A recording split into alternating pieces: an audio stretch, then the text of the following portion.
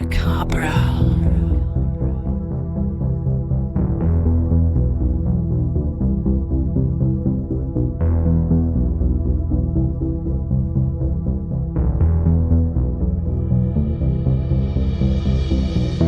No, like I said, I'd seen the first 60 plus or so of Grand Theft World, so I was acquainted with you through that forum and also got to meet LD as well recently. Cool guy. So it's nice in the general nexus of conversation, we're all sort of orbiting one another. That's right. So tell me how you woke up, or were you always awake, or is that something you wouldn't even describe yourself as going through, or what was the process like, if so? Uh, okay. Well, I mean, I guess I always hated school, so it wasn't that I was awake so much as I just realized that that was a prison that was designed to kind of like slowly crush your soul and take away your ability to be creative and do a lot of other important things as well. So school was the enemy. I didn't really understand why it was the enemy. I figured that out later. Compulsory school system being designed to crush us and do all of the things that I just mentioned that I understood intuitively. So that dynamic of being awake was always there, but it wasn't really formalized in like a deeper understanding of how the world works until I saw Zeitgeist, and then Zeitgeist led to a deeper pursuit of 9/11 truth, and then that subsequently became a lifelong endeavor, and it's ongoing trying to figure out just how vast and expansive the convoluted mess we're in is. Do you hear that circular saw? Could you hear that? I don't hear it, but Oh, really? Wow. Okay. On my end, it's so bad, but okay. Good to know that that's not picking up for you. Yeah. yeah, we can touch up the audio, or it's nice to have little fragments in the background. That way we know you're real. This isn't an AI generated video.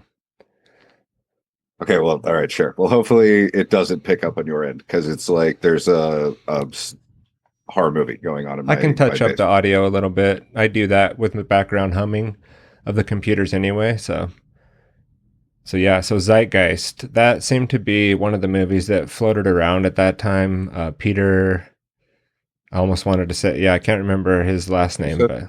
but Peter Gabriel. I think it's Peter Gabriel. Maybe. Yeah, I think so. yeah, Peter and Joseph Gabriel, one of them. yeah, maybe Peter Joseph. Yeah, we'll see. Uh, They both sound like musicians. That's the problem. yeah, Peter Joseph, I think it is, but the movie itself had a lot of good information, and then when you go back and watch it again, you see all the little things that are kind of like, oh yeah, that's not something. But yeah, a lot of the information on the Federal Reserve was maybe not as accurate as at the time. Like everybody thought, like, oh my god, this is the way that it is. With a lot of the things in that documentary are like that, but at the same time, it was a zeitgeist. It like went around 2012 ish, I would say. I came across it.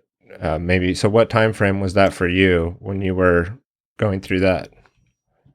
Probably like 2008, 2007. So it had been around for a year or two. I don't know recall exactly when it came out.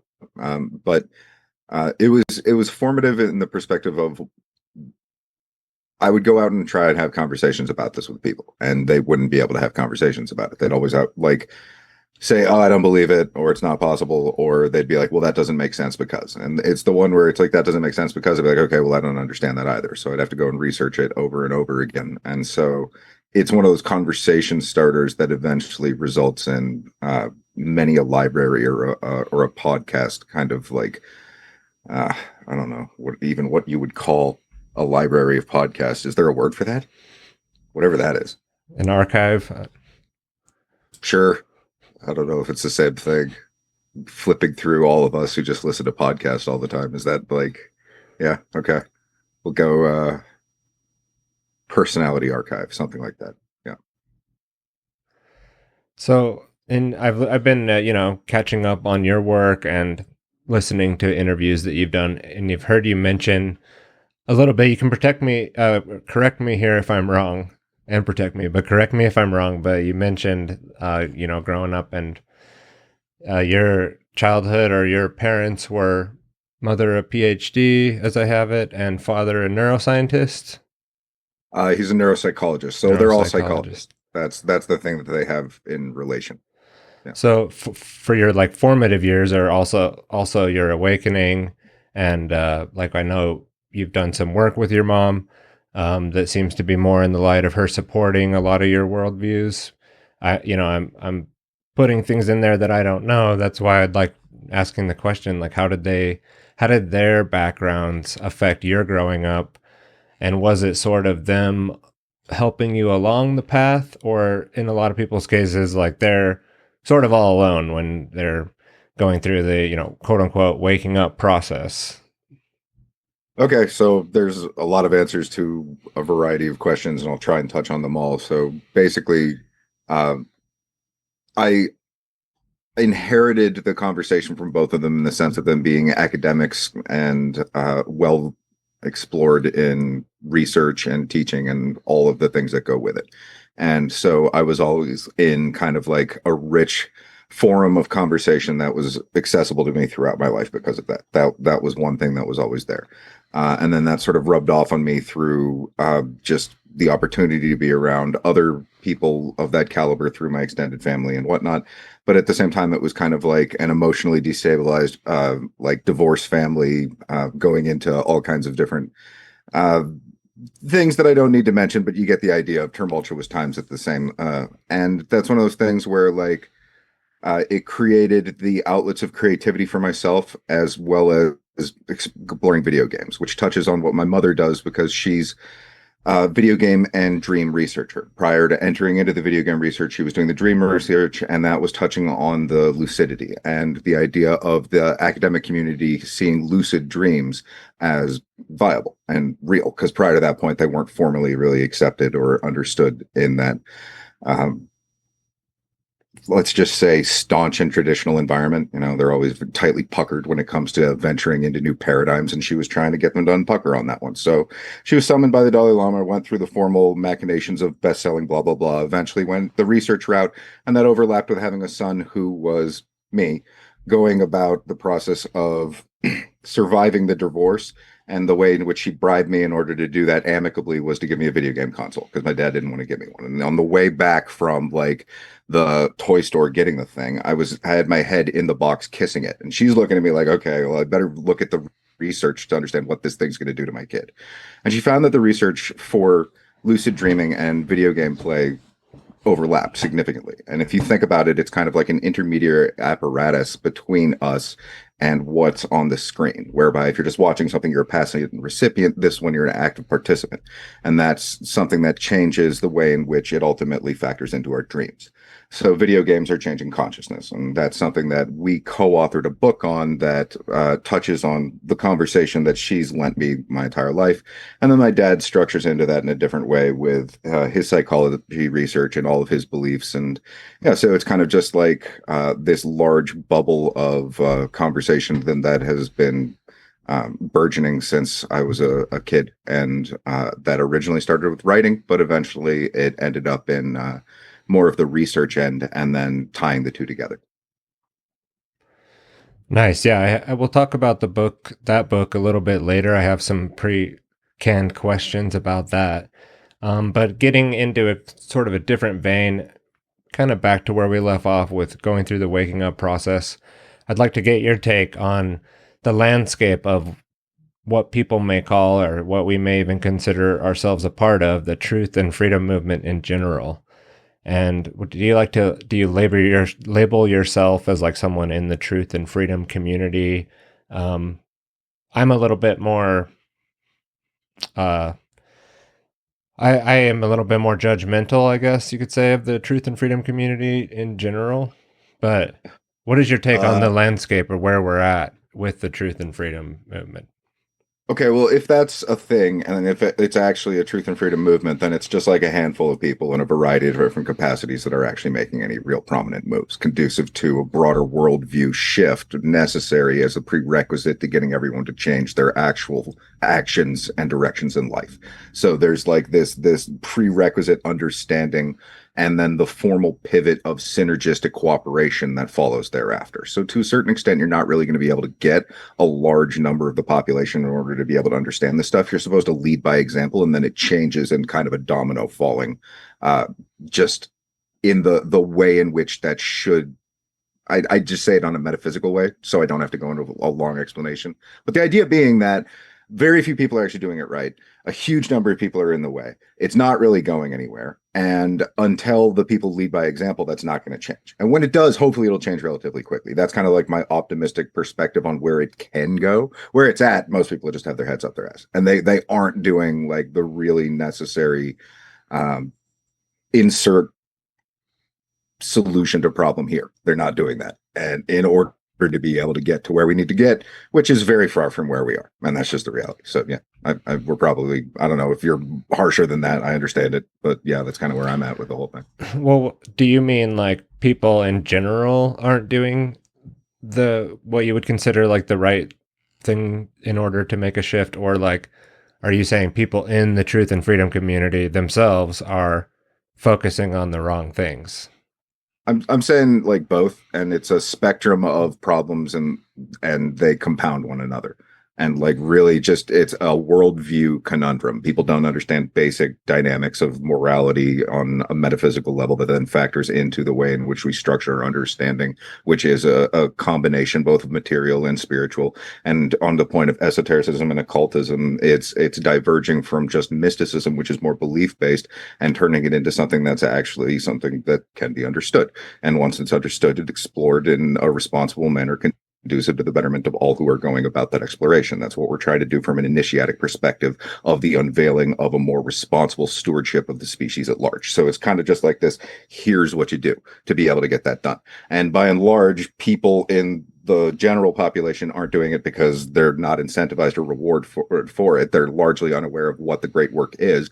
And then on the other perspective, it's like, the people in the truth movement aren't necessarily looking at it from that point of view because they aren't thinking of it of trying to get a job done within humanity. They're just thinking of it as copy and pasting the narrative structure of conventional media. Because if you go about copy and pasting the conventional structure of narrative media, then it's like you're handing people the thing that you were handed. They're basically just torchbearers that are lighting themselves and each other up. So it doesn't amount to anything. And a consequence that we're able to once again steward between one another conducive to getting the job done.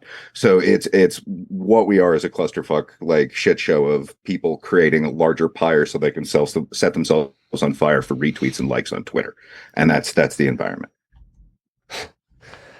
Can you give an example of that, like where you see people maybe sharing information that you see as that repetitive sort of cybernetic loop of the truth and freedom community's own bullshit that may or not be true, but is shared in that way?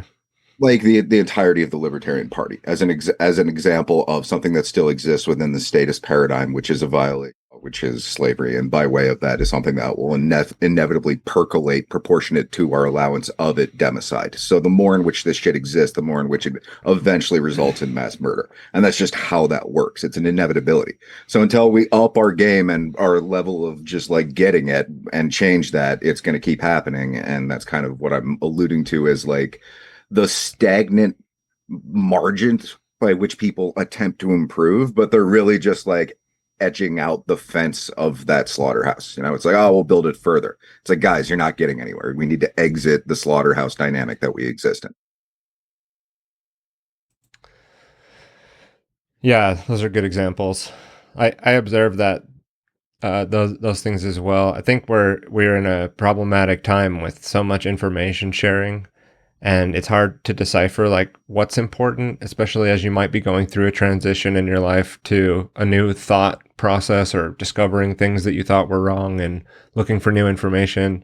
The deluge of information that's available is problematic. You know, video games are great, but they can add to that problem as well when we're consuming too much and not, using it as a tool to even expand our consciousness, as you got into in the book, or maybe you alluded to that a minute ago, but definitely I think mentioned it in the book. But then you have, and also for spreading good messages. Obviously, the technology, we can use it for that, and it can be spread in video games, even, let's say. And as everything starts to sort of converge, we can use all these tools for good. We can use Twitch instead of just streaming for games. It can also be used for streaming truth, freedom information, right? So that's an interesting take. Yeah, the Libertarian political party is sort of a joke in general as a concept. Just the Yeah. framing of that phrase that I just said is a contradiction in itself. Political movements that are for true freedom. But when did you first come across Richard Grove's work?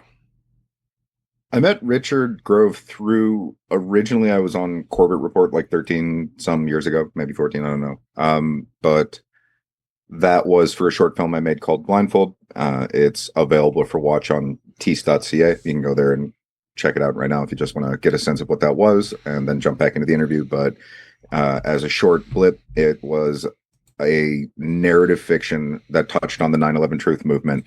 And it's about a widower daughter a widower father and his preteen daughter as they try and reconcile their kind of like, let's say, oh yeah, it's on screen there, tumultuous kind of transition into the 9/11 truth movement, because she gave a presentation to her class talking about the Twin Towers being brought down because of controlled demolition. And it created this whole fuss with the teacher because it was in New York. And that's how her mother died. So anyway, that's a short film that was well received by Corbett and through that Richard Grove. And one day I saw the views on it just go up by a hundred or so. And that was odd. So I listened to what it was linked to, and it was a podcast that Richard had done, and I'd never heard of his work before. So I just emailed him. I'm like, hey, do you want me to write for you to get a sense of like working together to create the thing that you were talking about on the podcast? And he's like, yeah, I like the way you think. So we corresponded for a while to basically brainstorm, and I was like writing the show. But at the same time, I was doing my first feature film, Hold Me, which is also available on that website. And he was doing State of Mind, the documentary. And the State of Mind documentary, like it's great. It worked out awesome. And Hold Me, I completed a few years later. And so it was one of those things where we didn't end up making the show that we were originally corresponding about. But here we are all these years later, and I occasionally go on Grand Theft World in order to premiere the new mini docs of Conspiracy Synergy. So it went from meeting a long time ago to occasionally bumping shoulders here today.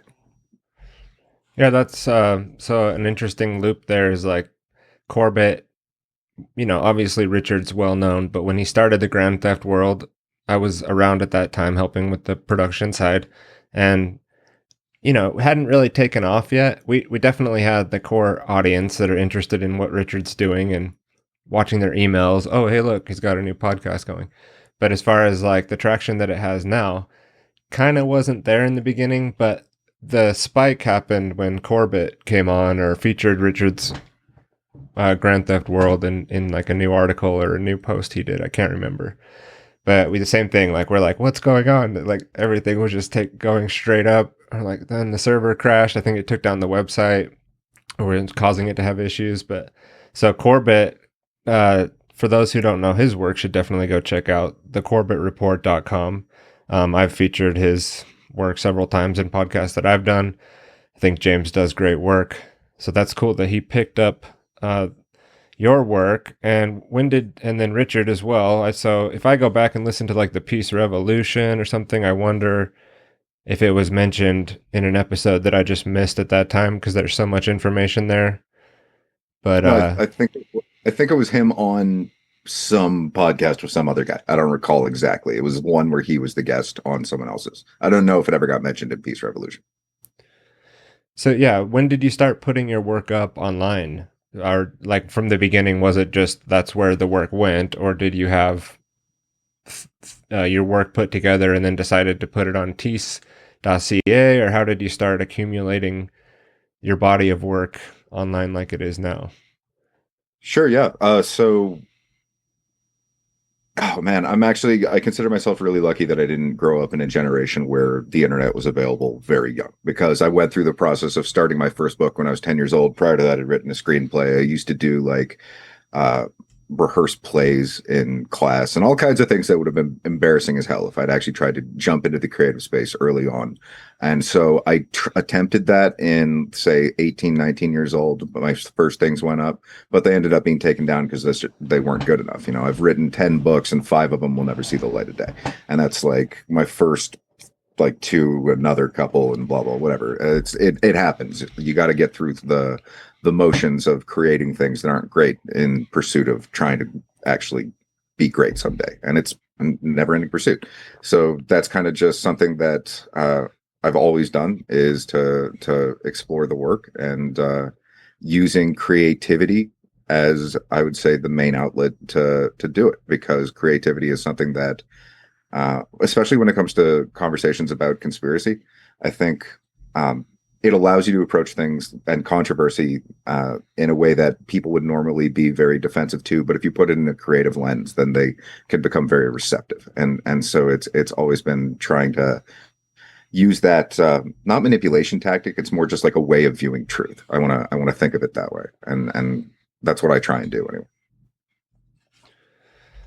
Yeah, your work, at first, I think even myself, I was like, what's this guy doing? Like, because I came across Conspiracy Synergy, and it didn't take long, obviously, to catch on to your style out there and what your approach was. And now I've listened to some interviews where you've talked about, the style and how you've attempted to approach the message transfer there, basically, like getting that information out in a totally unique way that's totally not conventional to what other people are doing, and very well done. So definitely people need to go check out Conspiracy Synergy, and we'll put those links in the show notes for sure. So I appreciate you for putting that work up there and taking the time. But yeah, your other works, I love your what you said there about putting work out, and it's not always going to be the best, but you just move on, or something like that, something along those lines. I admire that and aspire to be more creative myself and put out more work. And I feel like I have a really hard time doing that. So I like hearing someone else's perspective on, like, yeah, but it's not always going to be perfect. So don't let the perfect be the enemy of the done, is one of my favorites as of late. Is like, perfectionism is oftentimes just procrastination, masked in trying to wait for the right timing, or wait for the right, make sure something's perfectly understood, or that you've got it fully figured out before starting this series here was sort of a leap of faith in that way. Is like, I wanted to start interviewing people, but I didn't exactly have it encapsulated on how I wanted it to look. And then it sort of came to me, and I wasn't sure. I was like, I guess that's what we're going to do, is move forward with that idea. And even myself at the time wasn't too sure about it, but eventually you have to like execute and start putting out work. I wouldn't say just jump into it right away and just start doing things, right? Like, without even like putting much forethought into it. But yeah, I think a lot of people do have a hard time like getting off the plate, like getting off to first base. Like sorry, a baseball reference for someone from Canada. I'm just kidding. You're totally lost. I'm sorry. We have baseball here too. Okay. All right. Now, tell me about, speaking of Conspiracy Synergy, I want you to take as much time as you need here. And without giving away the secret sauce, so people can still go get the full message from the series, well, tell me about your plan to save the world. Yeah, so that's a particular video sequence that's a couple hours long, of like 20 or so different alternative media content creators coming together and just throwing some ideas out there about things that we can all do in order to be able to save the world, as it were. It's also just like kind of a conceptual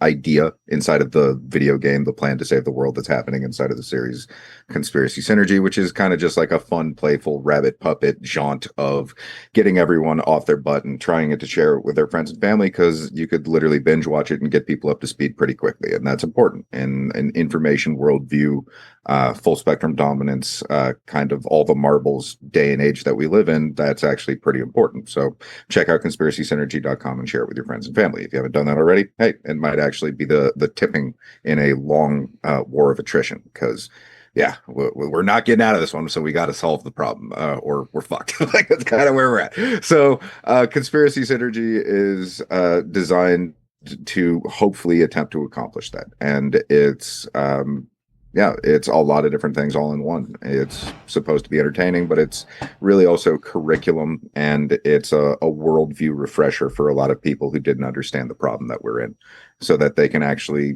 change things. And the idea, once again, being save the world as kind of just a metaphor for changing yourself, and through that what you do with others, and through that how we all go about conducting ourselves in a civilized society, and what we do or do not exist in as far as the continuance of government, and ultimately transitioning that hopefully to a point wherein we're simply so wise that we recognize we no longer need it. And that's kind of just, you shrug it off, you eviscerate the pre-existing system. So saving the world is just changing the paradigm that we live in.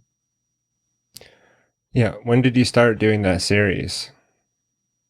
I started it just prior to the whole lockdown fake pandemic bullshit.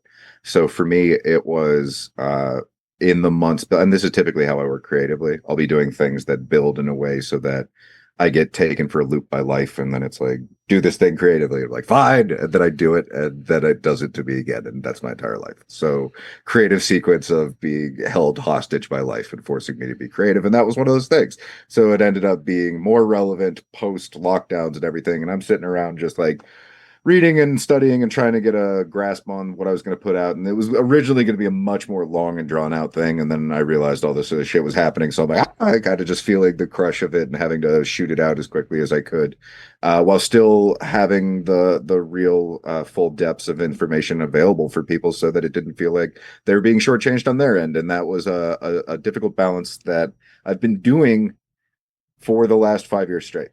But yeah, it's one of those things where even prior to that, the research end was years and years and years and years and years. So even before starting, it was a long time going. Right. So would you say that the pandemic, and you said you started before, so the pandemic didn't really get you moving on that. You were already in motion and sort of right on time. Yeah. That's typically how my creatively works. It's like nonlinear time perception, and I'm off by a few years, but I'm always in that kind of margin of. And if you look at my catalog of stuff and what they thematically touch on, it's like all very relevant. And like a zombie book where I have the pandemic happening 2 years earlier in that, and I have like this like convoy of it's a head nod to what happened in Canada. But anyway, it's like multiple overlaps that kind of emerge in a synchromistic dynamic that cross pollinates between you, the creator, and the things that you create. And ultimately, it's kind of just like viewing time in a nonlinear way. And I describe it as you're kind of approximately close in the thing that's relevant, but you never really completely understand it. So it's more just like surfing the waves of intuition. Yeah, incredible timing. I think at the time we were in the middle of Grand Theft World, or but the beginnings of it, and that the first Conspiracy Synergy video came out with the expose, Richard and Mark, and I recall showing it to Mark in a meeting, and he was like, "We need to get this guy on One Great Work Network. I'd like to get him on right away." So yeah, again, just funny how things come together like that, and I'm glad to see that you're up there on the One Great Work Network. So far, the people that I've interviewed in this series have all been on there.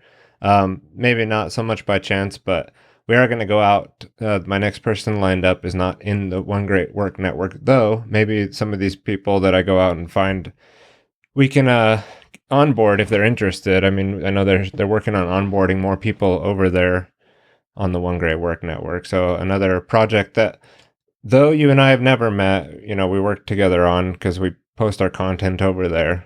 And so there's a lot of crossover, which is why I reached out to you. It made a lot of sense to reach out, get to know you, touch on your work, because I think you've done a tremendous job with the Conspiracy Synergy work that you've done, but then also on the AM Wake Up, and again catching up on your work, just your parrhesia and ability to speak freely and speak against authority, and also express your opinions, which I know for me it's like putting yourself out there like that.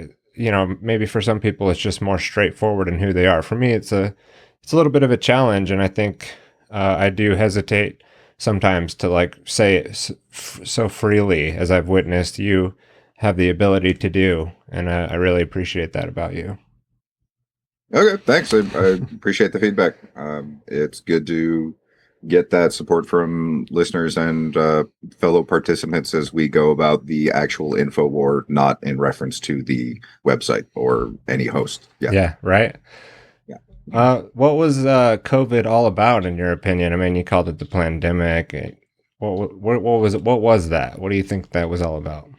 Yeah. So it's a term borrowed from Catherine Austin Fitts, is where I first heard it. I don't know if she got it from somewhere, but it's stacking functions. And stacking functions, you can think of it like a Jenga cube. Jenga cube being how many condensed kind of ideas or segments can you, in a compartmentalized way, lock into the artillery shell of the psyop that you're going to hit humanity with, which is kind of what that was. It was a shotgun blast to the back of the head repeatedly for a few years on end in order to be able to bring about a multitude of different things.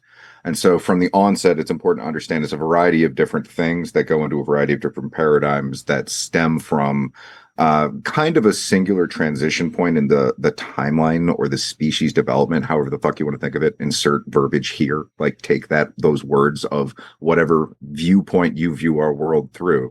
And it was about trying to get people into a meat grinder. And that meat grinder is the technocratic era. And Passio uses the terminology of a technocratic occultocracy, which I would agree with, basically, a technocratic occultocracy. And I've described that in its functional kind of like way in which we view it or we would understand it. And I go from like surface level to underground. But surface level, it's like governments and corporations.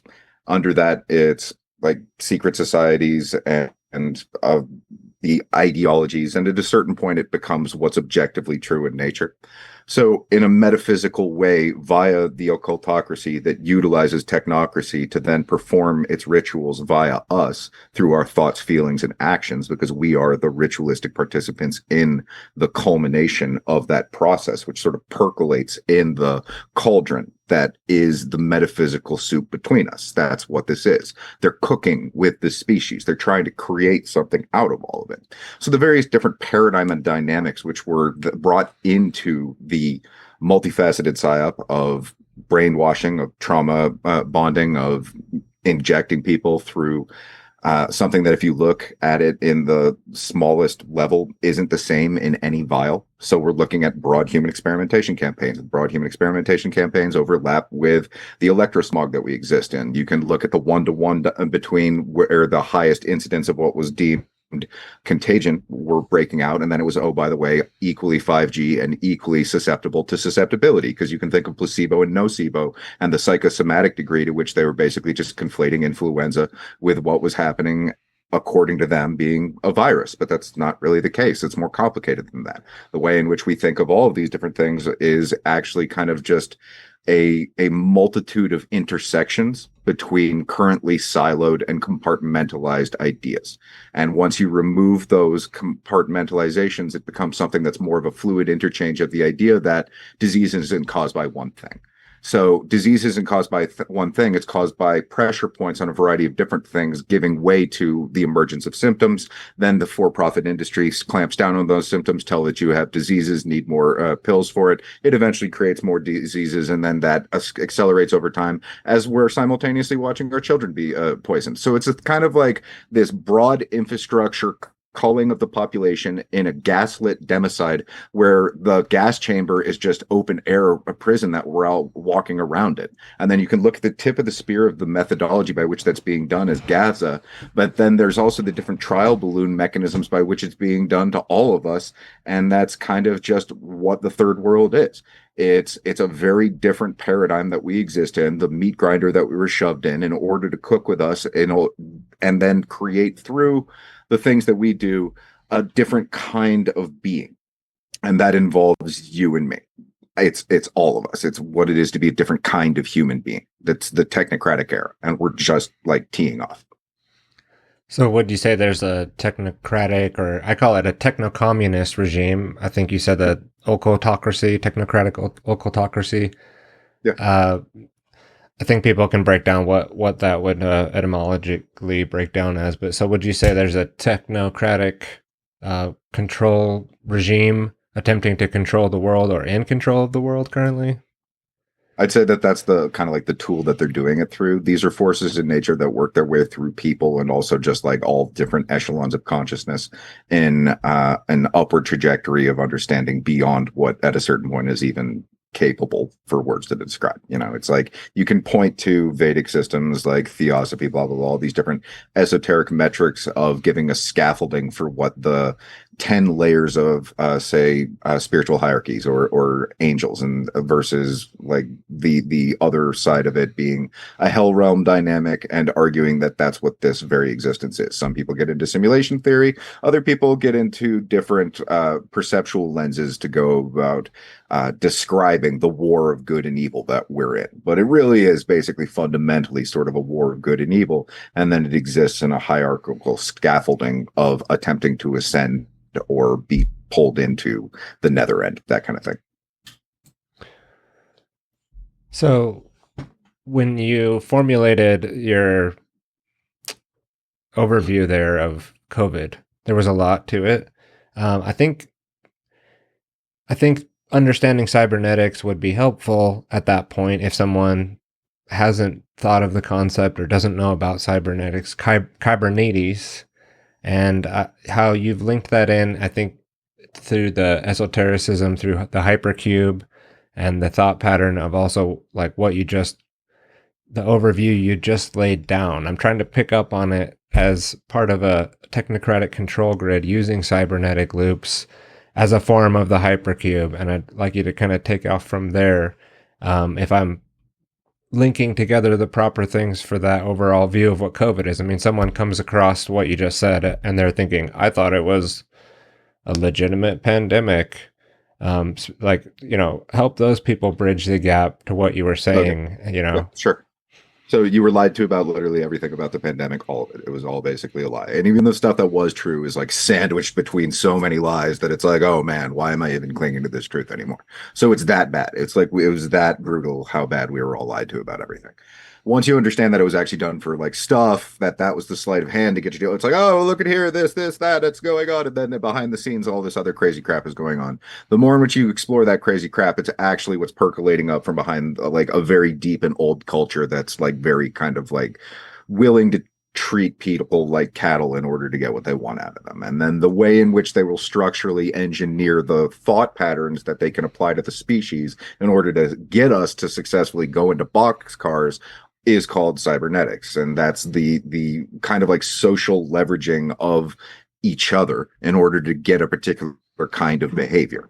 And that's what's been happening for a long time via social engineers and the eugenics that bring that into being. And what's happening right now is the fusion of what they've been bringing into being, kind of like the Westminster dog show, generations of dogs that they get to interbreed until they're a particular kind of weird. That's where we're at. And they've been preparing us to interface with the machine, basically. So they want us to enter into kind of like a dependency model where we exist within what can be viewed as the hypercube. For those who don't know the hypercube, I think I suck at the pronunciation, Tesseract, it's something like that. But it's basically the idea of the dark Luciferians use that symbolism to convey never escaping the materialist mold, the constant perpetual cycle of existing within the framework of the lower astral or the hell realm, or that which, if we do not act responsibly, will remain that way and ultimately get worse. So in order to get out of this motherfucker, in order to be able to make things better, we're supposed to be working together to save the world. Like short version of everything that I was touching on, but that's the meaning of the story and what we're all supposed to be doing together. What happens if we don't? Everything gets worse and worse and worse and worse until eventually it reaches like species level cataclysm shit, which might just be hard baked in anyway. But you can think of like situational awareness, moving yourself where things are going to be better, detection methods, like who you do or do not work with, what your skill sets are, et cetera, and so forth. So there's still a lot you can do with that.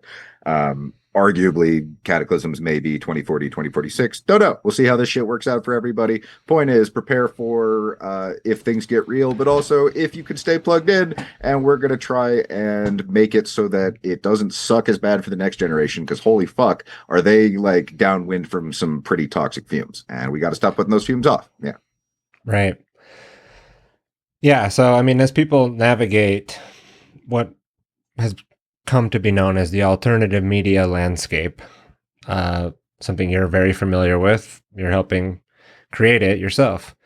Maybe you don't label yourself as an alternative media analyst or something, or that's not a label that you like to wear. I personally really try to stay away from most labels, so don't mean to just say that you're part of the alternative media, but maybe at the Union of the Unwanted show is a great example of a bunch of people that are in the alternative media who've been decided that they've been declared unmutual, right? A prisoner from the prisoner Patrick McGowan term, and society doesn't want to hear from these people.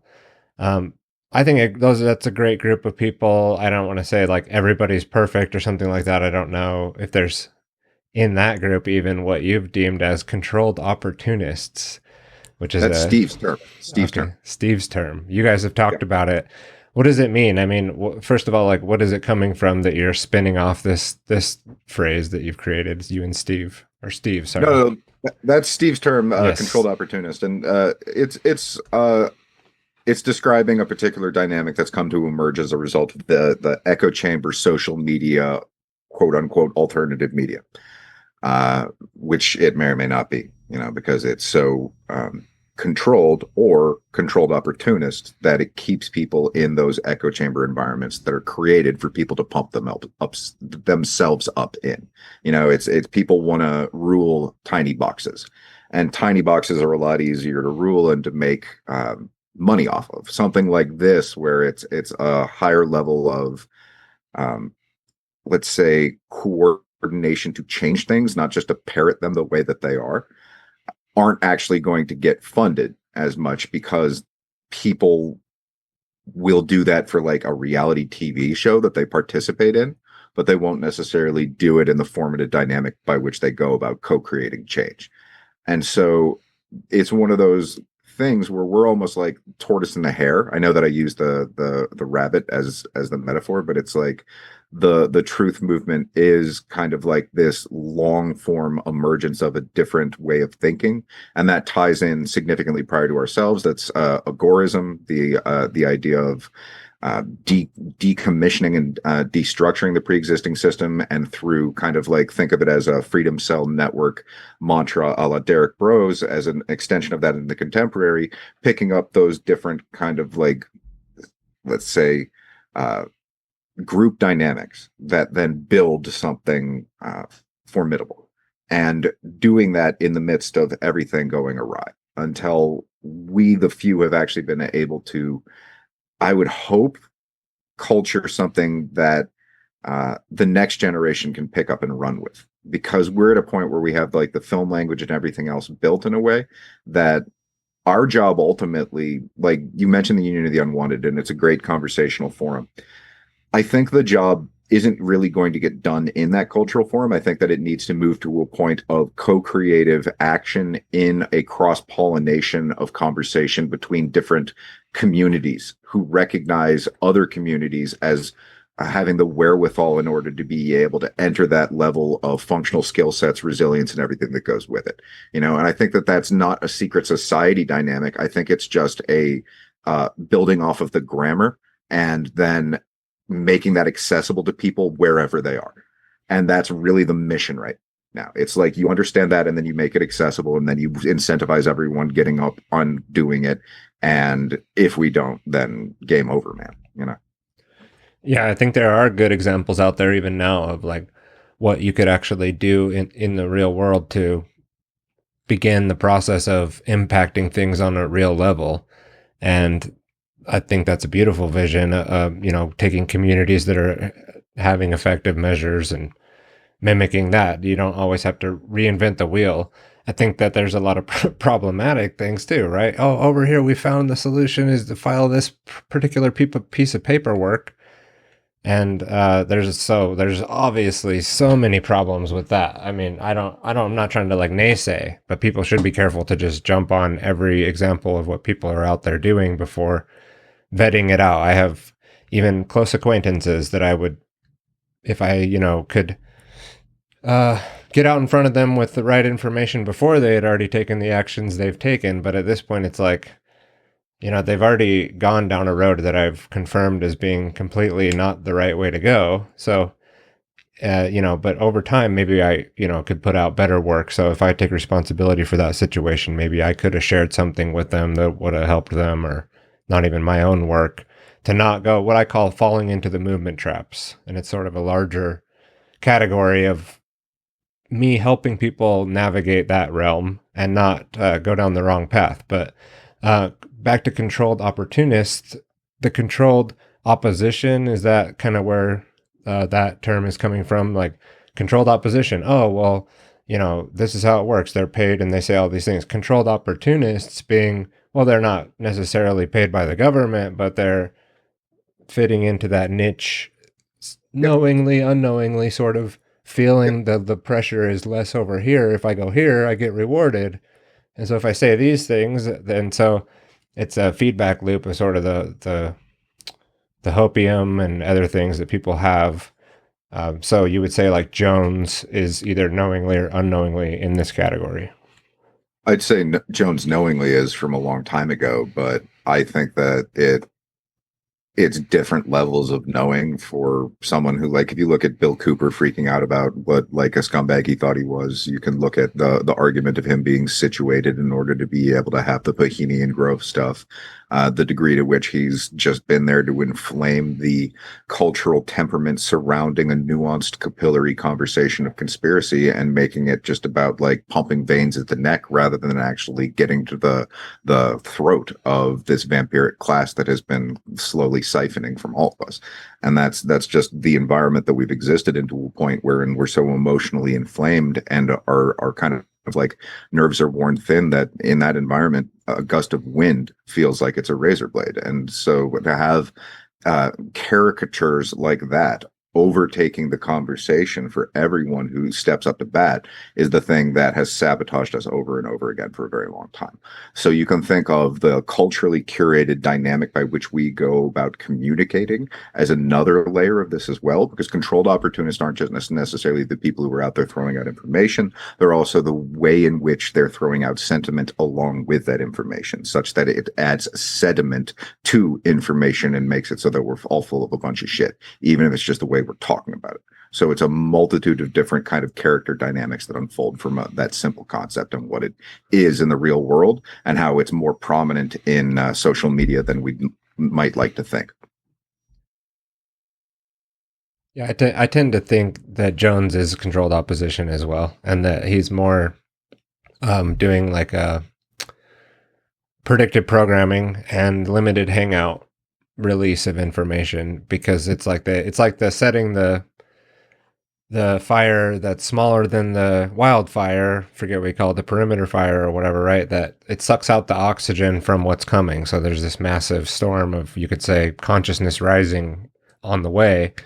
And so you capture it and trickle it into the direction that you'd like to see it go. And that way you're still basically in control of the movement and overall general consciousness of people, but giving them full belief that they're like on the right trail, right? And then so that almost becomes worse than fully asleep people, because you've got like fully committed, confused people in a way. Yeah, but I mean, I think a lot of this fundamentally comes down to the dynamic I was alluding to earlier, which is that very few people understand what the great work is. And then very few people, because we understand it, very few people do it. And then because very few people do it, it doesn't get out there and like proliferate. It doesn't really spread in a way in which it brings about an exponential increase in people's just changing their lives to ultimately become right livelihood. Right livelihood basically being like, is what you're doing moral? One, does it align with that in the way in which you interface in a largely immoral world? Two, and if not, how can you gradually diminish the degree to which you pay into these systems, take out of these systems, and eventually transition that to creative solutions? And that isn't just like an alternative media thing. That's like the way in which it's talked about. Really, it's literally just being a good person, and it's doing it for the right reasons, and it's doing that in a creative way that it applies every single day, even if it's just doing a good job at whatever the hell job it is you got at the time. And that's a big thing, because every day you're going to be building off of those tiny incremental steps, which are the refinements of habits. And so the refinement of habits that we are doing is congruent to a better formation of people on a level of the gathering of information and then the application of those skill sets. And so I just continue to come back to, we're supposed to be doing the change, not just be the change that you want to see in the world. No, it's like inspire the change that you want to see in the world. And you inspire the change that you want to see in the world by making tools accessible enough to the average individual so that they don't have to go the hard road of understanding everything that we have, simply because that's something that you need to create those systems first. And then other people will eventually step into that understanding later. I don't like that it's like that, but taking the time to fully like educate them doesn't seem to be like really completely accessible at this particular interval, given that we're in the next 4 to 5 years of like the clamp down from like this technocratic thing. So it's one of those things where it's like different formations are eventually going to rear their head. Some of us are in the process of creating the media that helps wake other people up. Some people are in the process of simply disseminating that in order to be able to get them to a situational understanding. But wherever it is you're at in your personal progression of any of that, it really is at a certain level just a one mission dynamic. And it's a one mission dynamic not because of our opinion on anything. It's a byproduct of a metaphysical buildup. If you get a metaphysical buildup of existing in basically a perpetual slave state, the inverse of the way it's supposed to be, then that emerges through all of our coalescent reality as some shit that you can easily conceptually think of as either a war or an asteroid or something like that.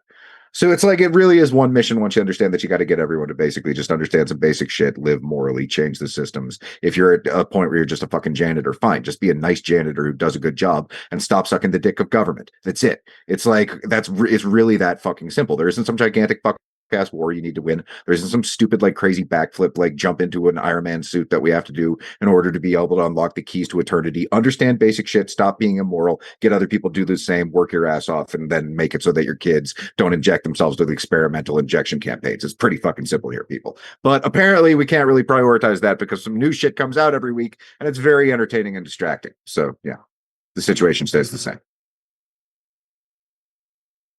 You're muted. I think about it quite a bit, and the numbers game versus like effective individuals. I think the answer is kind of obvious that it's not just one or the other. You've covered in your work these mini docs that you're doing where you're highlighting individuals that are, making a big difference, and they're simply individuals, and I think you've said something along those lines as well, right? That these one, like Derek Bros, for example, is one person who's doing all these different things, and he's not like a Superman superhero person, right? He's just focusing and controlling his focus to focus on the things that he feels like are the most important things to focus on, not getting distracted, like you said, by the next big thing that comes along.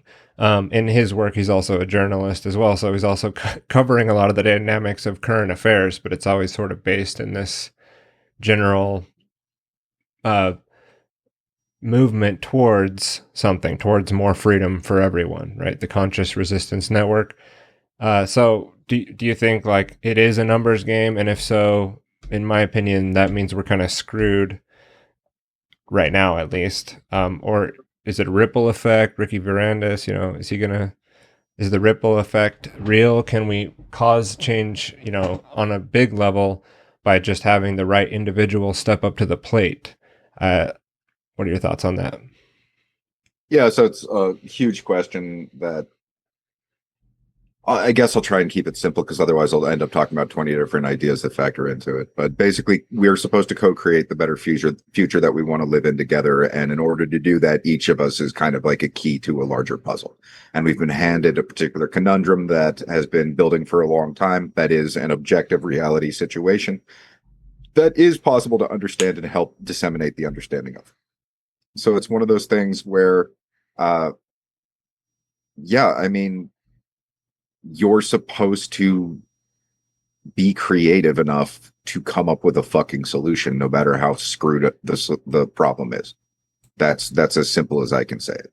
And I think that as a numbers game, like the idea that if you get 51% of the population understanding the difference in like something, that it will change that in a significant paradigm shifting or phase shift, if you want to take like Dr. Shiva's verbiage for it. And once you reach that phase shifting human consciousness, then we will kind of just like exponentially move in that direction henceforth. That probably is the case. As far as like the intermediary dynamic of getting us to that point, I really do think it is just trying to make individual stories, this is my attempt personally, accessible and digestible and touching on enough different plot points in a rapid period of time, which is what the mini docs and conspiracy synergy are built to do. It's just to give people something that they can binge watch. Because if they can binge watch, is that like a mouthwash for the bullshit that they've been taking in that they used to like medicate themselves with every single day? Because I'm trying to think of what are the tools that we need to actually see significant change, and to play into that numbers game, ripple effect. The idea that if we just continue to put it out there, does that gradually change things? Yes, that's a slow and steady technique. You can also think of that as cylindrical isometrics, which is if you're studying the ripples in time in a nonlinear perceptual aperture, then it's like it'll make enough of an insignia where it'll bounce back and you can detect it again. So that's like literal ripple effect through the fabric of existence. But that kind of just touches on all of it. We're supposed to create the things that bring about the change so that we can have a different future that we all made. Yeah, I mean, it sounds simple enough, and I like your outline. Apparently it's very difficult to implement. So it sounds simple. It is simple, but it's like we come against our own struggle. Even so, myself, I can speak, about how it's been for me. Just trying to get to the point where you actually feel like you're fulfilling that mission that you just laid out can be a whole problem in itself, right? And I think a lot of people get stuck on that path. So maybe we need like a way to, I think get people through that last mile as well. To if it's a numbers game and we need more people, it's like getting off that last step where you kind of understand it, but you're more of an intellectual type who's not very good at contributing in a real world way that actually makes an impact, versus like just retaining the knowledge and consuming more. Like you said, kind of like replacing your old consuming patterns with the new consuming patterns. But what I was talking with my wife about yesterday, I think a big problem is just implementing that. People take in too much information. If they could slow down and project things out on a longer timeline and then implement, like you got to implement what you're learning. Not, it doesn't have to be immediate, but if you just find yourself flipping on more podcasts and feeling in despair, I don't think that feeling in despair all the time is necessary when you come into this information. So where we're headed now, if we look at this, we got a fractured world. We have problems all over the place, and we have this exponential explosion in technology happening. In games, you've wrote about this, framing it through, gaming and the lens of that, and the term simulation assimilation was brought out in your book as, as we approach AI and more simulation and more potentially virtual realities and things like that. If we don't sort of address these problems now, what does this exponential explosion into technology mean for the problems? So if you don't have a good solid foundation and it's cracked and you've been building on it, the civilization that's lasted so far, what happens when you ignite that into an exponential explosion with these technocratic rulers at the top that we've been discussing? So a lot of the time people get like hung up on the raw potential of the technology itself as if that's the adversary of man. And I don't think we're going to get rid of technology. That's not where we're at. So to a certain extent, this shit is going to emerge. And it is going to emerge in a way that's pretty unsavory because the people who are in control that are responsible for the human recipe are dark occultists. And they're trying to make some pretty putrid shit to poison us all with. On a larger hatching of the cosmic egg Jungian perspective of individuation, that's something that we're not ultimately supposed to run from. We're supposed to learn from. You can think of the way Steiner described that as 3 different points of inspiration that you're supposed to garner and calibrate responsibly while you're in this realm. That being, Christ impulse, the idea of heart-based intelligence as the center point and guiding of everything. Left-hand path being the harmonic or satanic, that which is emblematic of evil, or the right hand being Lucifer or knowledge based, but you don't want to basically remove the Christ from that, because the combination of wisdom and evil is pretty poison pill. And oh, by the way, that's what we're up against right now. So, in order to be able to extricate and balance ourselves from the situation that we inherited, we really have to reach a point of responsible stewardship of ourselves and one another. And the way that you talked about that is kind of just like a daily thing. Yeah, that's like from a Gurdjieff talking about the fourth way, the individual work, esoteric Christianity, that kind of like lens of viewing things. That's literally just what it is to try and be a personal Christ figure on a daily basis. You're going out there, you're getting crucified, you're not getting any thanks for being a good guy, but you continue to do it anyway. You can look at it as a more literal thing. You can look at it as a metaphorical expression for the alchemical dynamic by which we can go about creating the best version of men we can possibly be, the quintessence through which we swim through reality. That's what we're trying to do. And then when we do that, I think it's just a matter of understanding that these technologies are going to be there at the same damn time. So we're trying to do the thing where we reach a responsible paradigm of their usage. To do that, we have to basically out the people who have been doing this shit for a very long time. That comes with disclosure and a lot of really uncomfortable and weird stuff. Non-human intelligences, you can get into different lenses of viewing that. Esotericism versus the contemporary New Age movement, which was largely created to kind of like conflate a number of different things and impregnate the conversation and lead it astray. You can look at space cults and all kinds of things as a good example of doing that. But what we're seeing is kind of just like the percolation of a long recipe of dark occultists that have prescribed our reality. And then we find ourselves in deep trenches of things that are very alluring, like sirens almost, that are built in to keep us from coming to a point of awareness via the aforementioned calibration between those three different dynamics, because we keep falling victim to the evil and the raw application of knowledge against people without learning from those things and individuating. We have to learn from them and individuate in order to be able to change the dynamic that we exist in. And so a simple way of expressing that is like the right to self-defense. You know, like you have that right. And so it's like there are calibrative metrics by which you go about living peacefully on this planet. And it's the steps of stewardship through that once you get it and implement it and get other people to get it and implement it, it's like there is no war. The war's already won because the enemy dropped their guns. They're your friends now, you know? Right. So the book I was referring to, Play Reality, How Video Games Are Changing Everything. Yeah, you co-authored with your mother. And that simulation assimilation is something, is it possible that this is something we've already gone through? Essentially what I'm asking is it potentially that we're already in a simulation, like simulation theory, basically? Yeah, simulation theory is really interesting. The premise is basically that we're in a photo negative of a real reality, and that there are certain numerical loops hardwired into the fractal iterative nature of the existence that we're in the material realm. And that denotes that it's literally just like kind of a 3D holographic realm that we're running around in, jacked in through our central nervous system. For those who don't know what simulation theory is, that's basically the idea. That could honestly be the case. I don't agree with that completely. I think of it in more of a mystical, right hemispheric paradigm shift kind of way, wherein this is like, it basically functions that way where we're at.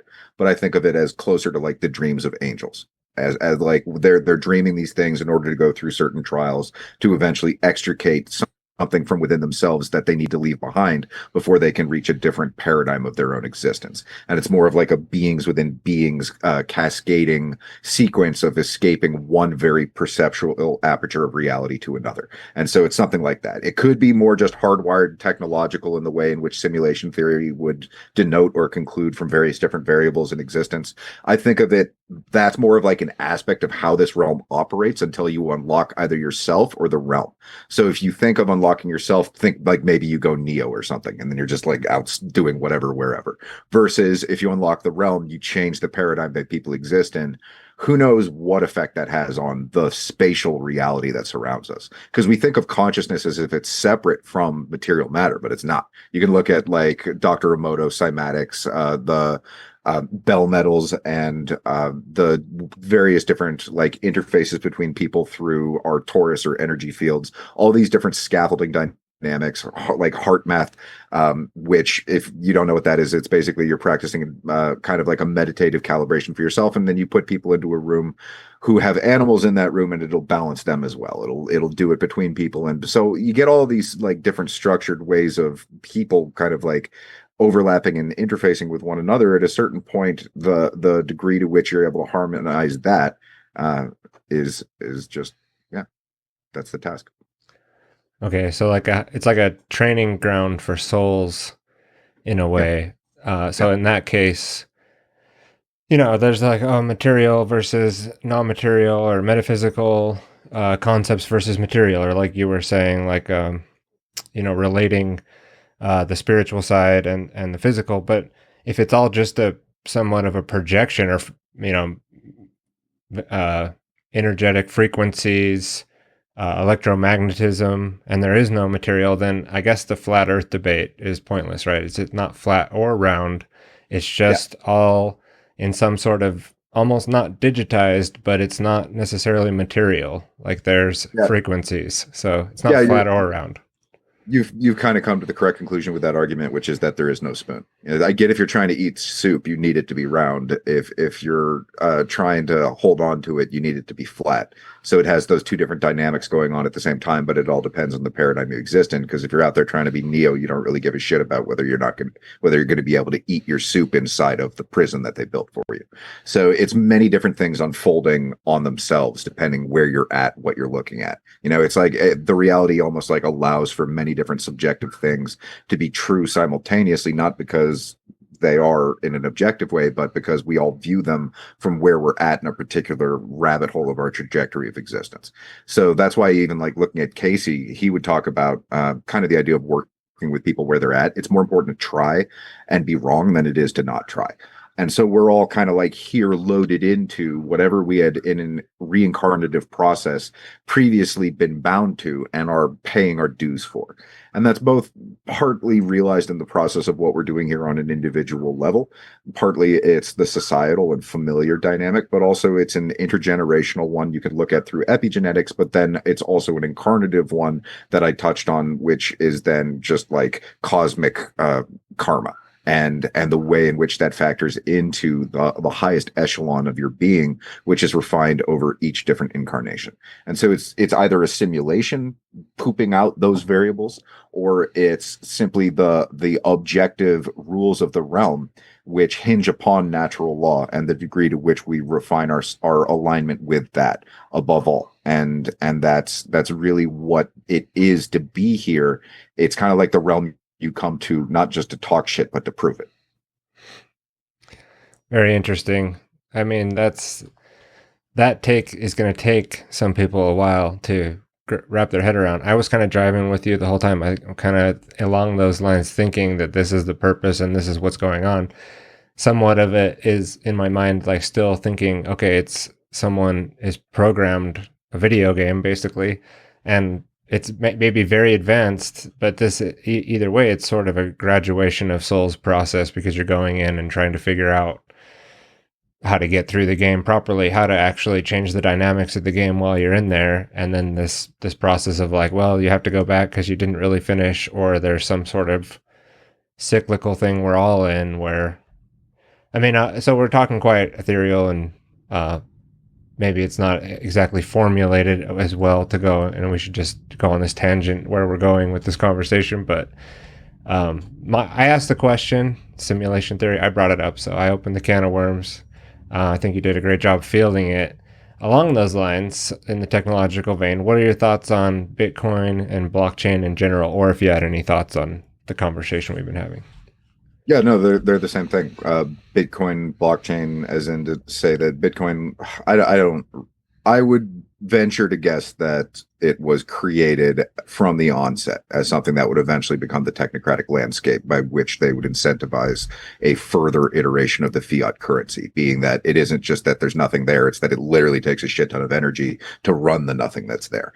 Now, you can look at the previous mentioned dark Luciferian symbolism for the hypercube, and what is a blockchain? It's the exact same thing. A blockchain is the hypercube. They're symbolically identical to one another. So you can look at Bitcoin or blockchain technology, which they're different. I get that, and you can look at that as something that does solve short-term problems, and it does. That's true. I have crypto available for payments. If people want to give me crypto, hey, thanks, I appreciate it.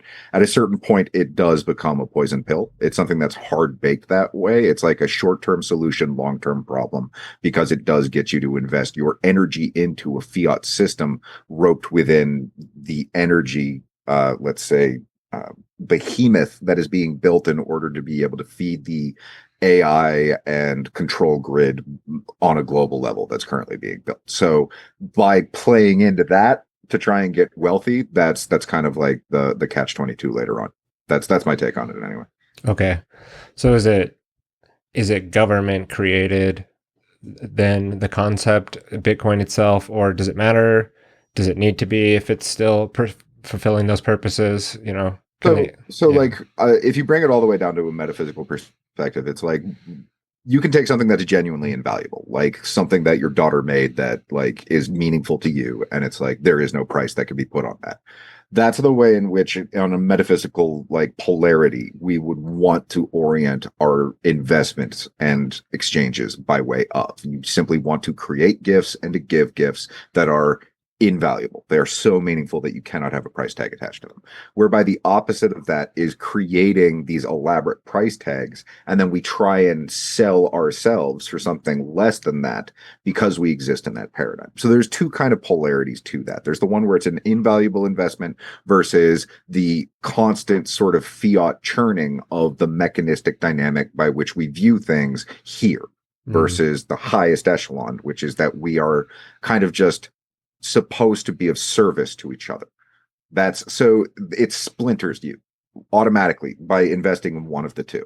Voluntarism on its highest level, when it is literally kind of like a magical society, that's called initiatic science. It's when you're going in that direction. Occultism, for people who don't know, that's both left and right hand path. It's you're teaching different tactics of influencing the world and people's worldviews, and a whole lot of different things go into it. But initiatic science is more of doing that responsibly in the right hand direction in order to be able to try and get people up to the point of a moral civilization. And so that's the task of saving the world. That's like the objective of the game, if you want to think of it that way. And yeah, that's, once again, it's just, it really all kind of comes back to that. And then like once you get that, because it is a lot, I can totally get,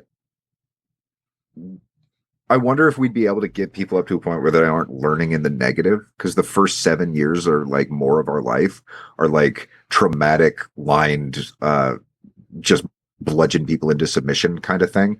And I'm really wondering if the race that we're in right now is to outpace a cataclysm or to get the next generation not to buy in, and if they're both just going to happen naturally and there's nothing we can do. So it's one of those things where it's like follow what resonates with you and really just try and use that, because it's so much and it's all at the same time that I can understand people kind of just being overwhelmed or giving up. And you're not supposed to learn it all in one day. I've been studying this for like 15 or 20 years. So you can throw me subjects and I'll give you perspectives of, if not necessarily my own due diligence, then other places and avenues that you can go in order to get a better understanding of what's going on. And so it's one of those things where all of us in the truth community, I think, have always been learning from each other. And we're trying to expand that conversation right now to figure out what the biggest problems are, what the actual solutions are, how we can implement them together, and how that we can actually eventually change the world, whatever the hell the nature of this realm actually is or isn't. And that's a lot of different bases. But guess what? That's the kind of like where we're at between all of us. That's just the situation as it is. And Tyler understands that because he's a part of the One Great Work Network, and so does everyone else who's a part of that network. And it makes it so that at a certain point, once people get that, they aren't really interested in the distractions anymore. I'll just say it like that. Yeah, I like to think of myself as a student and a teacher, so still always learning, definitely. Maybe I've taken some actions, maybe I've put some things into work, but it's definitely still always learning, as you've said, along your process, even though it's been 15 years or so. Still you're not done at some point. You don't reach a point where you're done in the financial world either, with Bitcoin and like you said. So chasing just purely like mammon, money for the point of chasing money, whether it's Bitcoin or Federal Reserve notes or CBDCs, it doesn't really ever stop either. And, that's not going to fulfill your life or fulfill a mission, only accumulating wealth. But as far as technology goes, I tend to lean on the side of Bitcoin being sort of neutral, and it's more or less like our issues as a human race that's going to reflect on anything that we create. That's kind of what I was getting at with the here we are in this exponential speeding up of things, and that could lead to a magnification of anything we haven't really addressed yet to this point, potentially even to our demise. And what are your thoughts on how AI plays into this? Or any thoughts on the technology in general, but from the AI skewing point? I mean, are LLMs going to be that dangerous, or are people not thinking about AI in a way that's really the overall picture of what's going on with that? Yes, so it's a great question, and it's kind of like the scope is everything for this, and it ties into like what I was alluding to with money, and you touched on that through the terminology of force of mammon as the way in which we're investing our energy and what that eventually brings about through men. You can see Bitcoin as being, and I'd say right now in the contemporary, it basically is. It's kind of neutral right now. I think later it's going to become something that is detrimental. And it's going to become detrimental because it's laced into something that is emerging on the largest scope. And the thing that's emerging on the largest scope is kind of a ritualistic summoning as a byproduct of the metaphysical friction which accumulates because of us existing in a moral, like dog shit, like swill fest that is government. As long as we exist in that, eventually it's going to output a certain level of democide or of, let's say, freakish Frankenstein like kind of just distortion a la trying to create something very unnatural. That's kind of like a ritualistic summoning ceremony to create what one could argue is the Antichrist, be it as an individual or as some sort of like communal environment that we exist in. I can think of us kind of just scrying history through the lens of good and evil and applying those labels. Fine. Another one is Ahriman, the idea of the Zoroastrian devil figure. And okay, sure. But whatever mythology you want to use to describe that reality, that's the fucking reality that's happening. That interview where they're talking to Peter Thiel about, or maybe you're the Antichrist, it's like, it's pretty like telling that that's the situation we're in. So that's the scope of what's happening right now. The scope of what's happening right now is literally like a summoning ceremony for the absolute evil, and it's being done through technology that we are the arbiters of. I think that AI is more of that which is a tool, a large language model, clumsily built thing that is its own thing. But AI, in a deeper sense, would, if it actually is something that um, can it intellectually communicate, not intelligently, because intelligently is almost like holistic intelligence on a level of nature that exists akin to God, whereby the intellect would be something that's more of like a left hemispheric material realm. It can be God here, is kind of what I'm getting at. It can be God to a point, but it can't go beyond that. And that's sort of just like, I would say that that's going on. That's the force of involution. It's pulling people to stay in the material realm. At a certain point, the peculiarity and the Frankenstein like abnormality of its emergence, uh, that's more tied to our moral violations. But if we get rid of moral violations, we could potentially purify the degree to which we're able to live symbiotically with technology.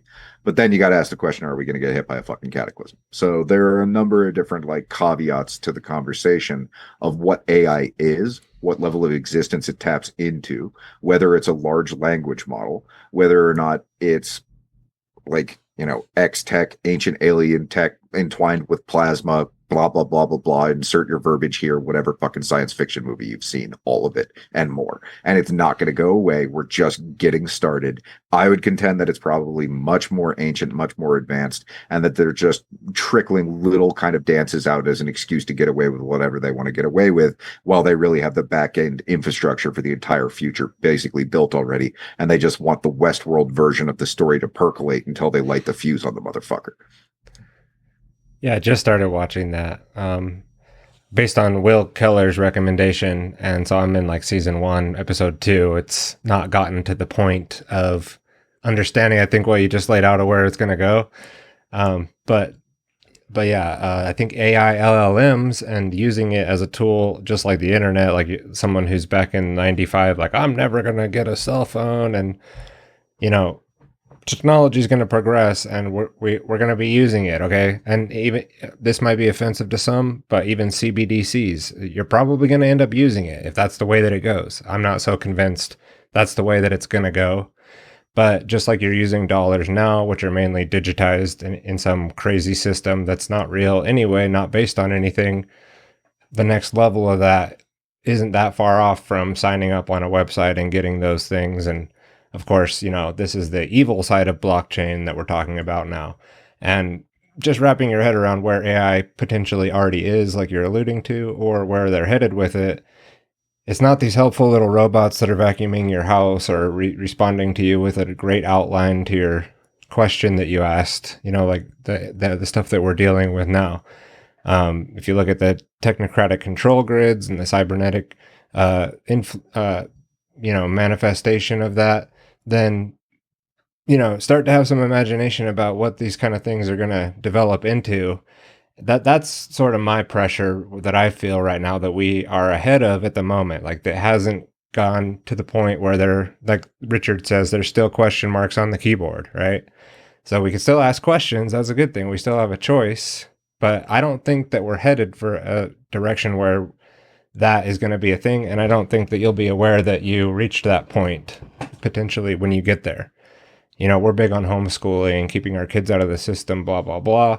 I think all this collapses in on itself. There's no escaping with your exit and build strategy to get out on the land and have goats and chickens and things. Am I opposed to that kind of behavior? No, not at all. Like, I totally get the instinct too and the drive to want to do all that stuff. But it's not going to shift the needle. It's not going to address the problem. And in a communistic, technocratic dictatorship, like, they're going to come and take your eggs and your chickens and all your land and blah, blah, blah. No matter how many solar panels you have, that's not going to stop what's coming. And so it's not going to get the job done. And I think a lot of the people aren't consciously being selfish when they're taking those actions. But in a way, it's kind of very selfish to only concentrate on like your personal needs, immediate Maslow's hierarchy of need situation. A lot of the time that's already been fulfilled. And now we're just sort of jerking off to the never ending survivalism instinct. Yeah, I'd largely agree with that. I think like it is, like I'd alluded to earlier, kind of an all hands on deck situation of understanding the situation, getting other people to understand it as well, and then bring about just a changing of direction, because you don't want a revolution in the way in which they've convinced us to think of it. That's more of like a violent escapade that doesn't mean anything. You want a revolution in understanding, because then that'll actually change the way in which we go about living. And so, yeah, that's Yeah, so on the screen, in that way, if you want to reach more people, one of the things that I'm going to pull up here is just some B-roll of something you've been working on. And tell me about these mini docs and your storytelling process with these, and kind of the process of creating these stories that you're putting together with, like the latest one, the Vagabond Union. okay. So like, you want me to like watch this and give commentary on the visuals, or just like a general? I'm just giving visuals for people as like trying to be a professional studio here where we have B-roll on the screen as the artist tells us about his creation. Okay. Well, the if you take the time to watch the thing down at the bottom of the screen, that'd be a better way to view it, because it's kind of like a nuanced visual accompaniment to very important themes that each character in each mini doc is representing. So this Sorry, was what do you a mean at the combination. bottom of the screen? What's up? What do you mean about the bottom of the screen? Sorry. Oh, like I don't know. Is it at the bottom of the screen for the how they're viewing it? The viewer would that we be us three, and then the bottom of the screen is that, Oh, or I see. They would see it like on the full screen. oh, The okay. yeah. So they're only seeing full screen right now. Okay, gotcha. Fair enough. So, um, yeah, basically each person in each kind of like mini documentary of Conspiracy Synergy has touched on some aspect of the globalist kind of like oligarchy, technocratic control grid monstrosity. This one went into Zionism, and it also touched on the Union of the Unwanted, which is a conversation that Ricky, Mike, Charlie, and Sam put together in order to have like 20 or more different alternative media content creators in the same place. And that's called Union of the Unwanted. And I've been on there maybe 30 or more times over the years. And a lot of the different characters who appear in these mini docs have been on there as well. That's something that is going to continue to be the case as I go out telling the stories of the people in this community. They overlap with one another. And it's catching those little overlapping nuances of conversation of people being at the same event together. That's Charlie and Sam on a swing set with puppies. There was also LD on site there, just hanging out with Scott, staying at his place, and those are two people who got to have a plug for Grand Theft World later on in this little mini doc.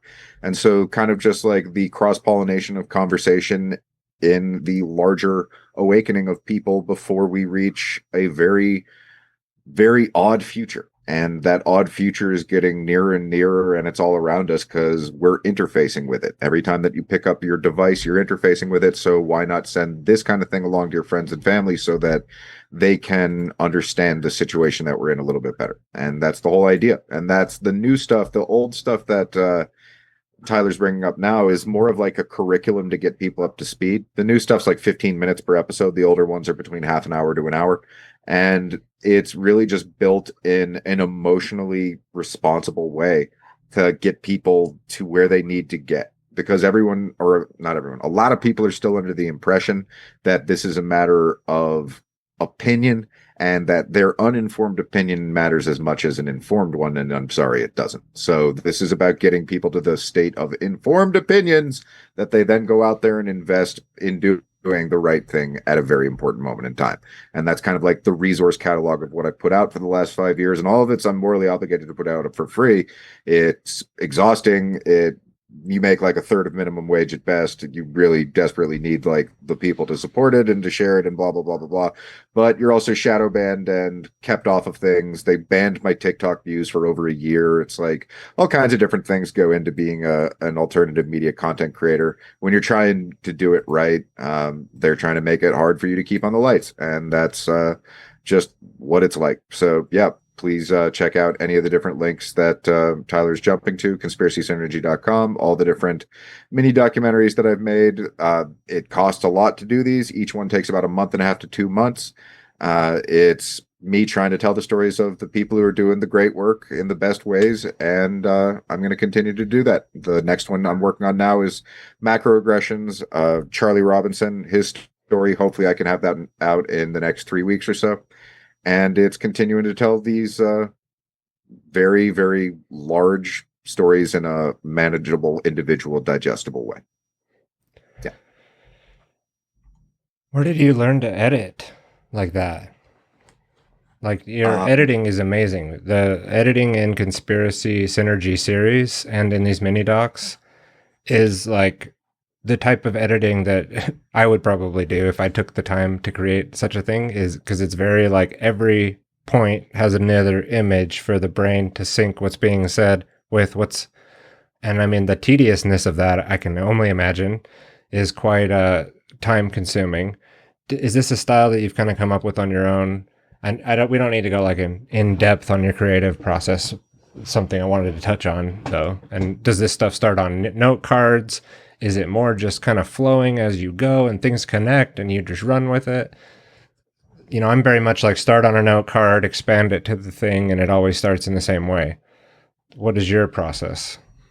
Sure. So from an editing perspective, I'm the filmmaker as well. So I already know from like a directorial capturing the scene as I'm filming it. Like I'm the director of photography. I'm the guy who's producing it. I know the people I'm going to go visit. So I've already done my due diligence on their content and what's out there. And both in the case of what was there for Conspiracy Synergy and the original curriculum episodes versus the new ones, which are mini documentaries, is kind of just like the lush, fully realized branding of each individual, like literally the ones that are mini documentaries individual, or the other ones that are subject oriented. You get the right branding in order to try and get people to a point of understanding. So editing is kind of just the understanding of the raw film language, the capturing of that raw film language. As the director of photography myself, when I'm out there doing it, I'll understand framing people in certain portions of the frame, whether it's going to be a match cut, something that looks like something else. If they have a mug that has a tropical plant on it, I can then cut from that to actual tropics. It's understanding how there's portals of interactions between different things. You can think of portals of interactions being between color palettes, between shapes, movements, where your eye is at one thing versus where it's going to pick up from the next thing. Because anytime you're watching, you're going to be looking at stuff that's moving more than you're looking at stuff that's not moving. That's just how people work. You can also think of that overlapping with raw archetypal kind of dynamics that are inherent to nature. That's like the yellow triangle that I used for the bad guy in Conspiracy Synergy. That's also the exact shape of a cartoon bad guy in a Disney show that I didn't even know existed back when I came up with that. So it's one of those things where the more in which you look at the centralized like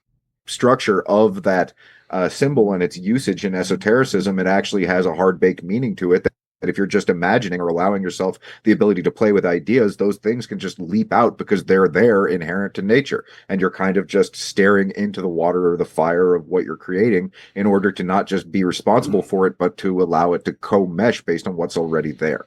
And so it's a lot of different things that unfold on every different layer of what it is to be a creator, from the capturing of the picture to the manipulating of it later to how the viewer interfaces with that and what it's based on at the very depth of nature. It's always all of those different things, which is why you can view, and it's correct, that not only is it branding, it's the level of understanding where it's occultism itself. It's the revelation of the method. You're trying to be a light occultist. Now, I'm not out there doing like the ceremonial version of that, but insofar as the application of the methodology using electrical alchemy, that's what editing and the sum composite of everything I just described is. Yeah. Yeah, it's great. I want to get my son in on checking out some of your work too. I'm teaching him to post produce for me now. He's learning. This is going to be his first episode where he actually sits in and gets paid for one of his first paid positions on just watching me, what we have to do to post produce this. And obviously, selfishly, I'd like him to learn to take that over for me and continue eventually. But we're in the Montessori method of letting him guide himself on what he's interested in and then building the support system for him to do it. So I'll show him the possibilities and we'll see how it goes. It'd be cool to have kind of a David Knight and his son situation going on in the future for me, obviously selfishly, but I can't tell Vinny what he's going to be doing with his life. He's got many talents, many skills, and messing around on the computer is one of them. And so your gaming history has probably helped, I would say, with the hand-eye coordination and the visual coordination as well with some of your production work, or is that a stretch? I don't know. Maybe it's helped conceptual playground developmental ages, but not necessarily what I do as a filmmaker. I don't know. I don't think it really has really, because I don't play like hardcore games anymore, and by which I mean like vast expansive realms of like time and like leveling up and blah blah blah, versus casual games that are just on your phone. So it's like I'll play some casual Magic the Gathering right now, but I'm not really enmeshed in that as my creative rub off. I don't know. It's like my muse, it's like when you do a particular kind of creativity, a lot of the time it influences and affects. I guess what I'm thinking of as I'm doing this is just like the way English language is structured, because a lot of the time it can be very, very visual, and there's an accompaniment that comes from a visual inference that's missing when you're just saying a sentence. That if you build back again using kind of like the let's just think of individual frames from different nostalgic movies can become like stained glass windows. You can sort of like build composites, larger things out of them because you're taking the nostalgia from one and then you're pairing it with another. And then it's this weird, jagged train track, but you're able to get there. You know, you can get people there through that method of just taking little things that we've all grown up with.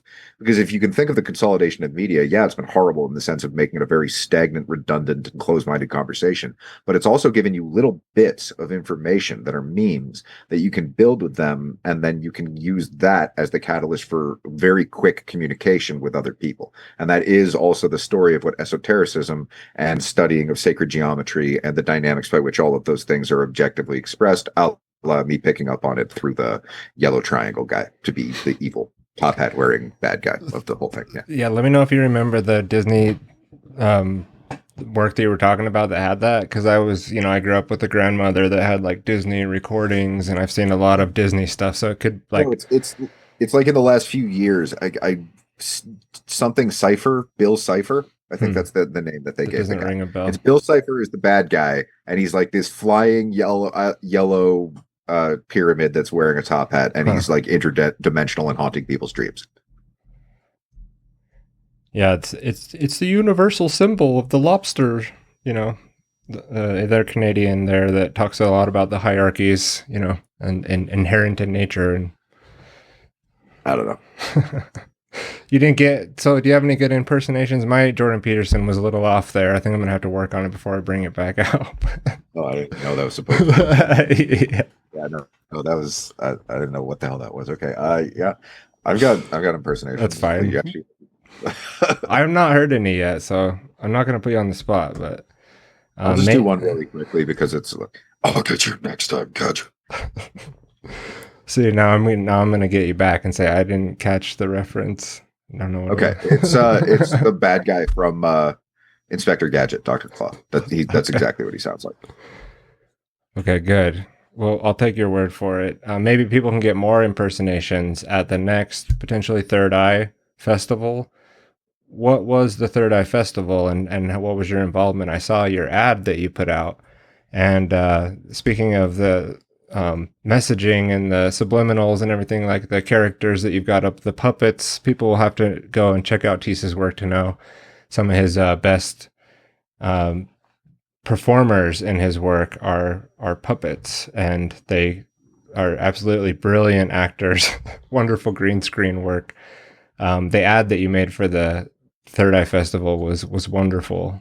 Are you gonna make another one for next year? No, that one's like 2 or 3 years old at this point because we've been doing the Third Eye events. Oh, really? A variety of different places. And we've done Pueblo 3 times now.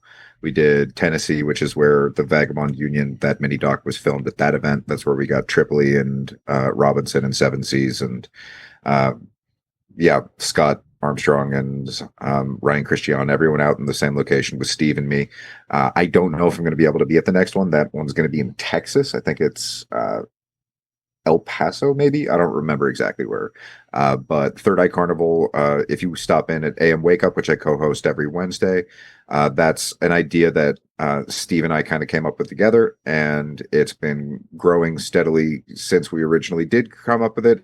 And it's hopefully going to be something where they're just events that people in the truth and freedom and liberty kind of minded space can get together and meet each other and make that more of a common thing, because that's what we need, is to return to a point where we're working together, meeting each other, getting the hell outside of the system, and doing that while the time is ripe for it.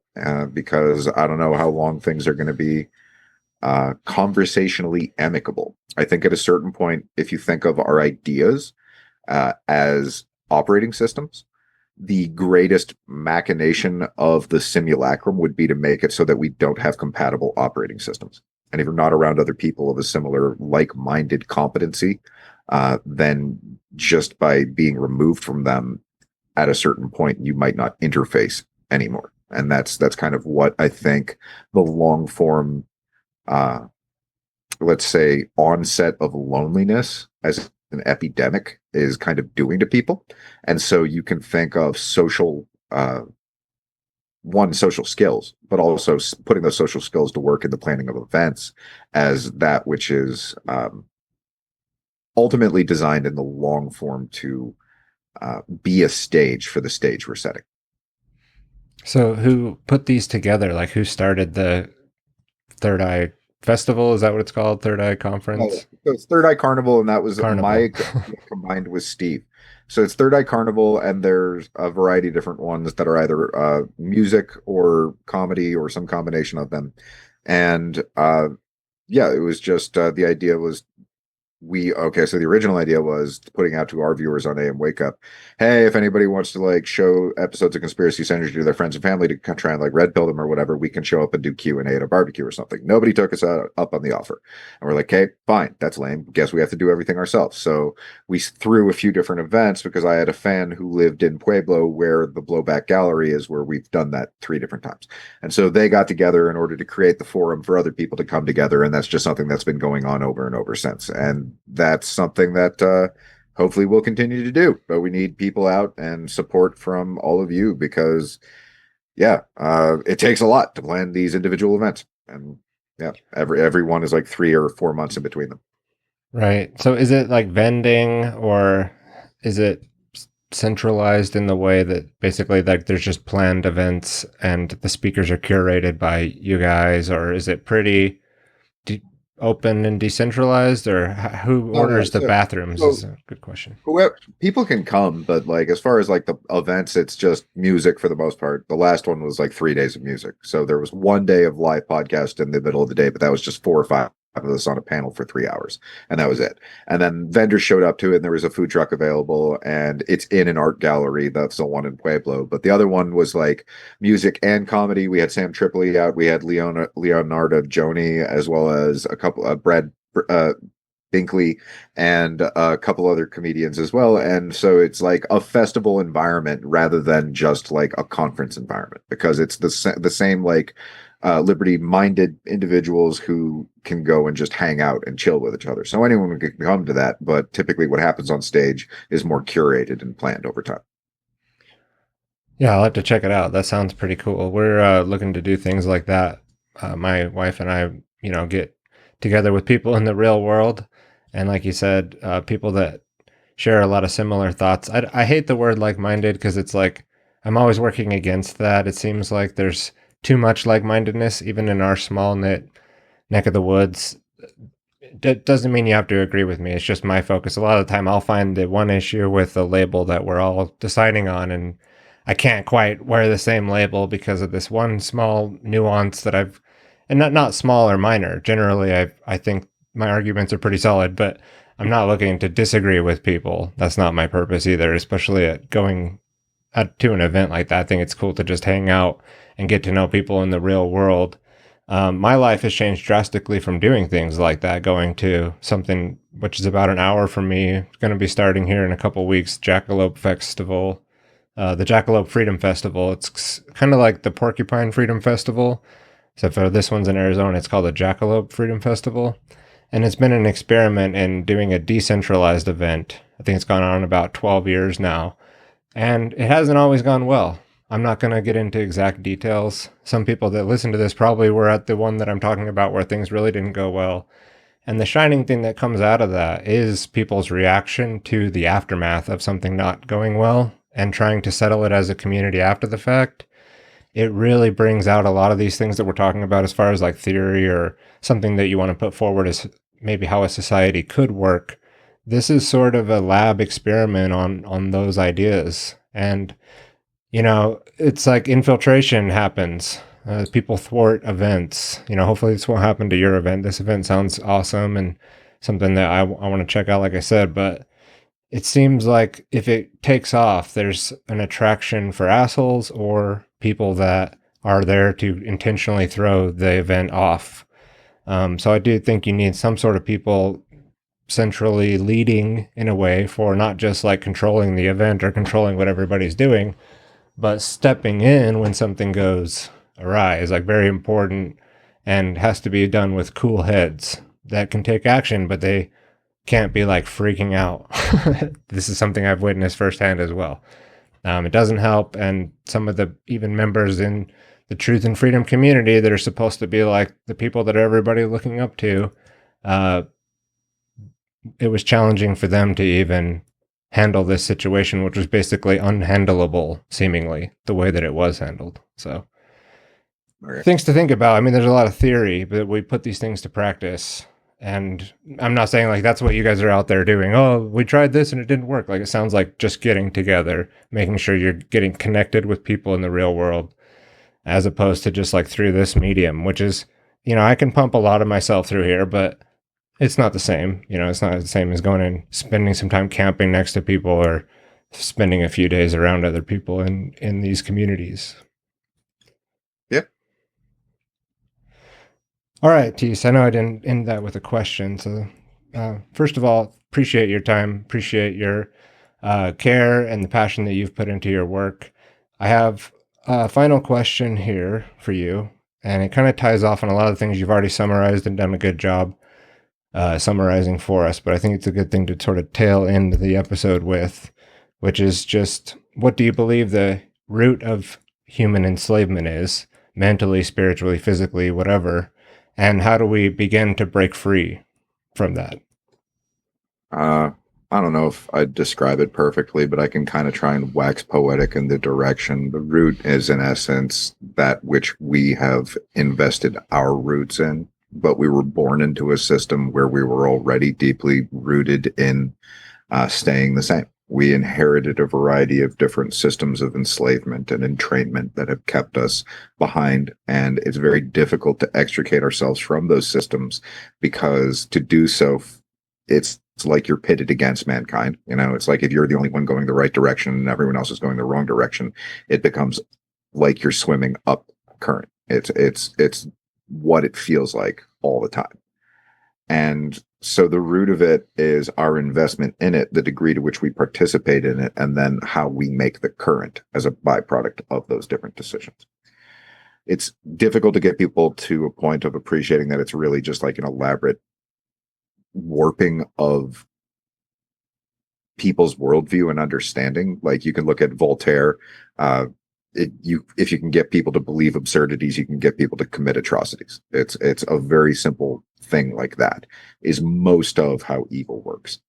It's mostly egoic and bound by fear, as opposed to the other side of it, which is love. And it can be difficult to, as a species, grow up and reach a point of maturity for the complexity of things that don't fit in tiny little boxes anymore. They're out there in the big world. We've had the unfortunate, let's say, Passio talks about it as like the abandonment issue that we have from a species dynamic, but like of not knowing the human origin story. If you look at that as like an exciting opportunity to understand huge amounts of information and data sets, then it can become a little bit more interesting. You have to sever yourself from the constraints of normalcy bias. Think of it like, I use the metaphor of a square watermelon. If you grow up in as a watermelon in a square mold, then that's just the shape of you later on. And most of our normalcy biases have been contours that we've been constrained by so much we don't even understand it, because it's like, oh no, that's just who I am. No, it isn't. That's the environment you grew up in order to install a particular operating system so that it would trigger and keep you within particular constraints of behavior. So what's been done to us mentally is the application of things so that we only really have certain ideas click. And we lost the intuitive faculties by which we would naturally go about realizing it. And so the application of evil is a methodological refinement of human entrainment over such long stretches of time that we're not only born into it, it's invisible because it's in the very seams of who we are. To get ourselves out of that, you can think of picking at the scars so that they don't heal up and you're woven to the bars, kind of like that. Because I've described it as it's like a straitjacket that we're all told to just keep hugging our way out of, but it's not going to work. That's how it's been built. It's all very disorienting and it's all very backward. What the root of all that is and changing it is letting go of the very backward way in which we were entrained to stay the same, one generation to the next, and recognizing the wisdom from those who have come before us who had it right, that these evil parasitic kind of like elites or whatever you want to call them attempted to dissuade us from understanding that knowledge going back into time. And now they're just throwing out like candy entertainment that we're all supposed to gobble up every single day based on whatever's interesting, rather than really committing to the lifelong lineage that we have inherited in order to be able to uh, basically stay free, because there are requirements to that. And understanding and then standing on behalf of liberty are those requirements. Great stuff. And again, you coming on here and spending this time with me is something I really appreciate. And it's been good to get to know you and have this conversation. Sometime it would be nice to have a conversation on different terms or different subjects, just get to know you better without this whole backdrop of what we've been discussing. But, that's why I brought you on here. And that's what this podcast is meant to uncover and expose, is what you've laid out there in your final thoughts that I, prompted the question. I appreciate you for going through your thoughts on that. And I tend to agree with your assessment and the work you've been doing yourself as part of the solution is something I really appreciate, and your thoughts on how we get out of it. So, Teace, anything else that you want to put on the record in this show before we close it out? No, thanks for having me on. Nice meeting you.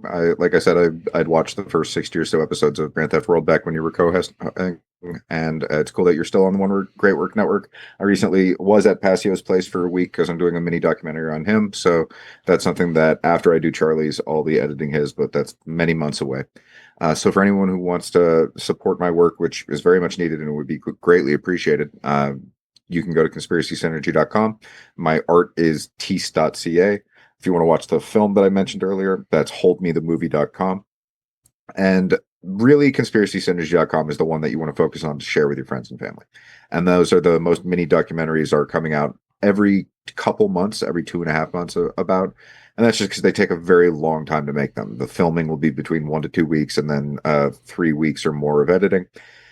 And the idea is to potentially assemble all of them at the end and do a feature film. But I think it's really more just important that I focus on getting as many of them done as I can until I can eventually get the conspiratorial stars to align and get people to, maybe pull together on something. Like I'm really hoping that if people can pull together on the show of Conspiracy Synergy, that won't be a way of showing them me, because I'm not even in the recent episodes. It's literally just focusing on other people in the community.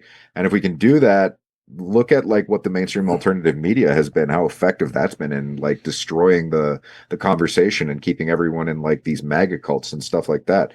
If we were actually able to get a formative dynamic of like established individuals in the truth movement to be able to step to the forefront and show off what they're doing in the real world, that's actually a catalyst for other people having the appropriate kind of like representation to then mimic that in their own thoughts, feelings, and actions. So that's a big fucking deal. That is like something that I'm trying to accomplish. So please help me accomplish that. It's value for value. So it's time, talent, and treasure. If you don't have the money to share, and even something is like $4 or $5, buy me a coffee. You can set up a monthly account. That actually goes a long way. It really does. So if you're not doing that kind of stuff for people in the independent media, please do. If that's not the case, you can also just share it with other people. That also helps very much. And if you have particular talents that you can volunteer, like clipping things, putting clips out there, going up, putting up stickers, just like screaming at people in random cars, you need to watch Conspiracy Synergy, like stuff like that. You could take individual like business cards, put them as bookmarks in like-minded, even though Tyler doesn't like that phrase, it doesn't have to be identical minded, but like-minded books at libraries.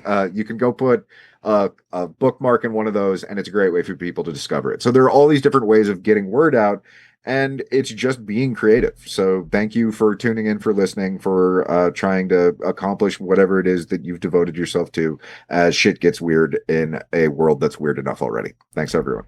Awesome. And look forward to those ones that are coming out with Passio and Charlie Robinson. Those sound excellent. Definitely no rush, but we are going to be looking forward to when those drop. And you guys can go check out Teace's work at those links that he mentioned. Definitely worth your time. I was prepping for this and listening to the Conspiracy Synergy on my headphones. I realized that was a big mistake after I got into a little bit through it. You got to watch him, as he's put in a tremendous amount of value into the visual side of things. It's not just the storytelling, which in a way, like maybe try the audio and the video first and then audio if you want to like get the message all the way. Sometimes I do stuff like that. But the visualization in these, not only will you crack up because it got me rolling, some of them, but also just like adds to the story. You really did a tremendous job with those. Now them being about 5 years old, the work continues to be timeless, and these interviews are like little time capsules of this effort that we're all putting forward here. And Teace, I really appreciate the effort that you've put forward, and this is what I can do to try to help get your work out there. And in the future, we can have conversations in real life, and hopefully more of these too. Sure. Thanks for having me on, dude. Cool. Good meeting you. All right, Teace. Merkabra.